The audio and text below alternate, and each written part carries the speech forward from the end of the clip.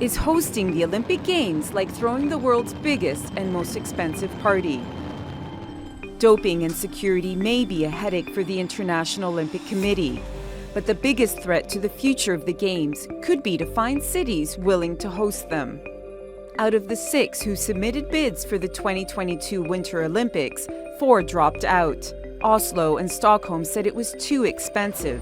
Ukraine's war put an end to Lviw's bid. And Krakow in Poland withdrew from the race after its residents said no in a referendum.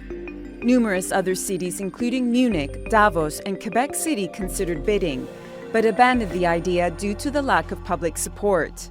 So Beijing and Almaty were the only 2 left in the running. Beijing won, although it's hardly known as one of the world's great winter sports resorts. And it's not just the winter cities.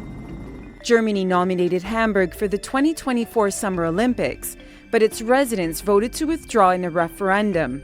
Toronto's proposed bid was scrapped when the city's Economic Development Committee voted against it.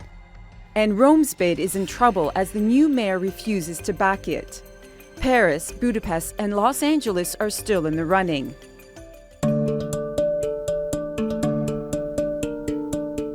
So why doesn't anyone want to host the Olympics anymore? Costs are a good place to start. The IOC promises an economic boom, but many cities have been left with big debts. It took Montreal 30 years to pay off the 1976 Games. The total bill for Vancouver's 2010 Winter Olympics came to $6.4 billion. Sochi, where venues and infrastructure had to be built from scratch, ended up costing the Russian government a whopping $51 billion. But despite the hefty price tag, the Olympics can also be a coming-out party for the host city and leave a lasting legacy. The 1992 Olympics put Barcelona on the map.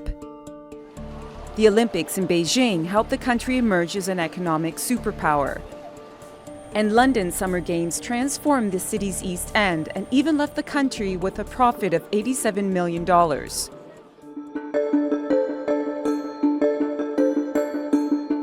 Athens represents perhaps the greatest fear of other host cities.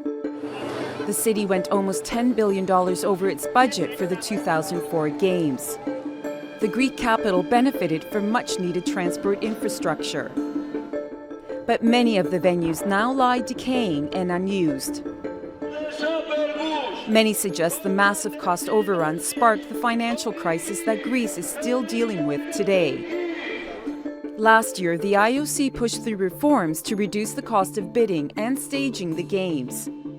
Candidates are now encouraged to use temporary or existing venues. The Rio balance sheet will be under close scrutiny by would-be hosts to help them decide whether the Games are a blessing or a curse.